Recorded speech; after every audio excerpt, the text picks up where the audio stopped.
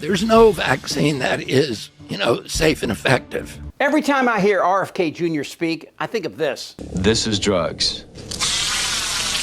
This is your brain on drugs. Here's some of the facts about the man in possibly the most important and sensitive position in all of government.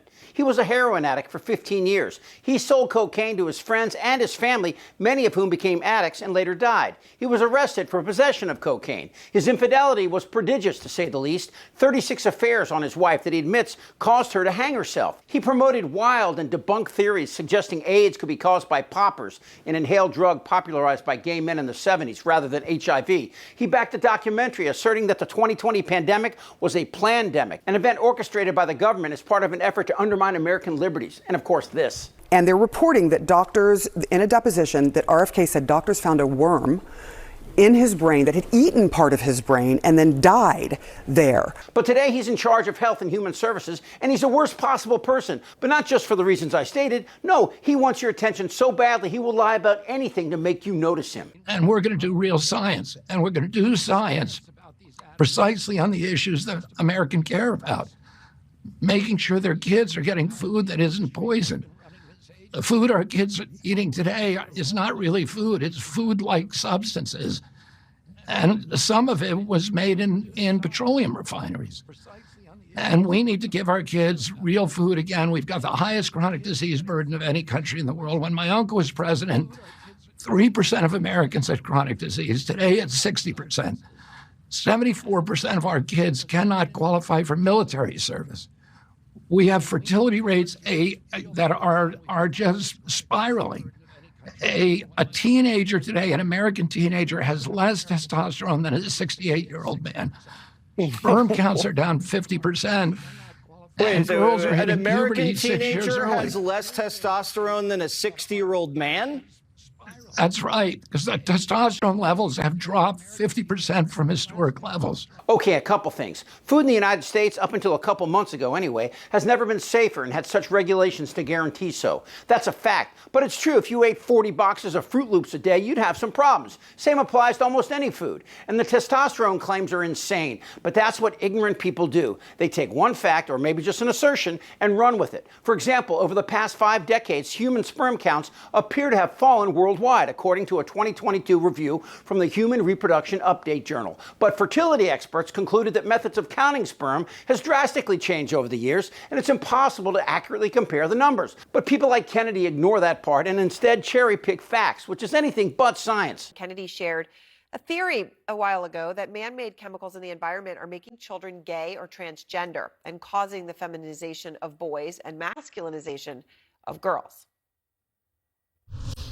The capacity for these chemicals that we are just raining down on our children right now to induce these very profound sexual changes in them is something we need to be thinking about as a society. They're swimming through a soup of toxic chemicals today. He has repeatedly suggested that man-made chemicals in the water could be making children gay or transgender. He's also suggested or spread this unfounded theory that chemicals in the water could be responsible for the feminization of boys and making girls more masculine. There's atrazine throughout our water supply. Atrazine, by the way, if you in a lab put atrazine in a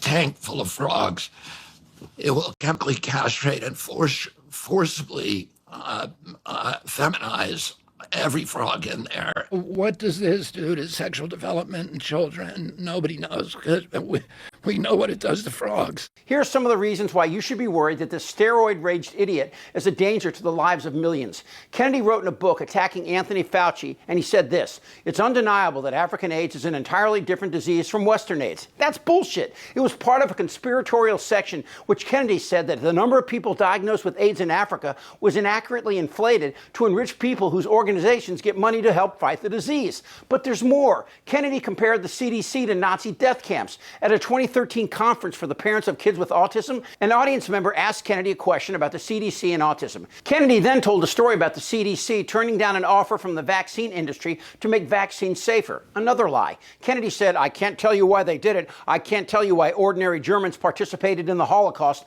To me, this is like Nazi death camps." Everything this guy says is a lie. Just ask his cousin, Ambassador Caroline Kennedy. Bobby preys on the desperation of parents of sick children, vaccinating his own kids while building a following hypocritically discouraging other parents from vaccinating theirs. Even before he fills this job, his constant denigration of our healthcare system and the conspiratorial half-truths he's told about vaccines, including in connection with Samoa's deadly 2019 outbreak of measles, have cost lives. And now we know that Bobby's crusade against vaccination has benefited him in other ways too. His ethics report makes clear that he will keep his financial stake in a lawsuit against an HPV vaccine. In other words, Bobby is willing to profit and enrich himself by denying access to a vaccine that can prevent almost all forms of cervical cancer and has already been safely administered to millions of boys and girls. But Kennedy is mostly known for his anti-vax positions based on absolutely zero evidence. Zero.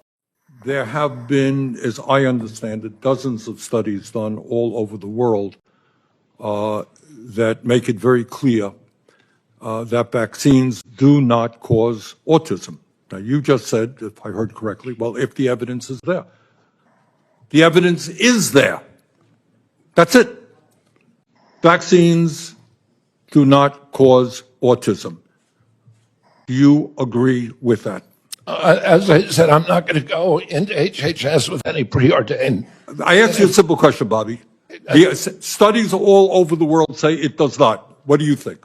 Senator, if you show me those studies, I will absolutely, as I promised to Chairman Cassidy, I will apologize. That is a very troubling response because the studies are there. Your job was to have looked at those studies. Having Kennedy in charge of vaccines is problematic for a few reasons, but stating that they cause autism is simply a lie based on bullshit. This guy, Andrew Wakefield, wrote a paper claiming that vaccines cause autism. Wakefield published his paper in a 1998 journal, but other researchers couldn't reproduce the findings because it was a lie. So why did he do it? Andrew Wakefield stood to earn up to $43 million a year selling test kits. The claim was refuted everywhere. But you know what else was happening in 1998? Yeah, the internet. There's no vaccine that is, safe and effective. Everyone from Jim Carrey to Jenny McCarthy all claimed their kids' autism was directly tied to vaccines. And now, 25 years later, measles and whooping cough are killing kids because of people like RFK. These are kids who will never pay taxes. They'll never hold a job. They'll never play baseball. They'll never write a poem. They'll never go out on a date. Many of them will never use a toilet unassisted. It's degrading. You're hearing from someone who went from being nonverbal and dropping out of the 5th grade to teaching at one of the most prestigious universities in the country. The CDC estimates that about 1/4 of 8-year-olds diagnosed with autism have what's called profound autism, but the words still stung. Listen to what else Russell had to say about this. For him to cut funding to where we are conducting that research and those studies, and then to start his own task force led by people who are anti-vaxxers, does nothing. If we got accommodations, we would thrive. All of us would pay taxes. All of us would be able to write a poem. All of us would be able to have a relationship.